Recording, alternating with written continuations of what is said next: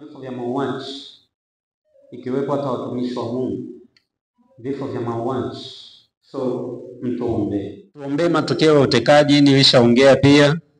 Tuombee Mbeya, tuombee Dana, mikoa mingine matokeo ya utekaji. Unaweza kutuambia tu the way ambavyo ulivyoshirikiana na MC Pilipili, lakini pia tuliambiwa kwamba MC Pilipili alishawahi kuwa mtumishi kwa namna moja ama nyingine. Kwa upande wako unaweza kuzungumzia tu hili? Kama mnavyofahamu, alikuwa ni mtu wa watu, lakini kama haitoshi, pia alikuwa na wito ambao ni wa utumishi, kwa maana ya kumtumikia Mungu.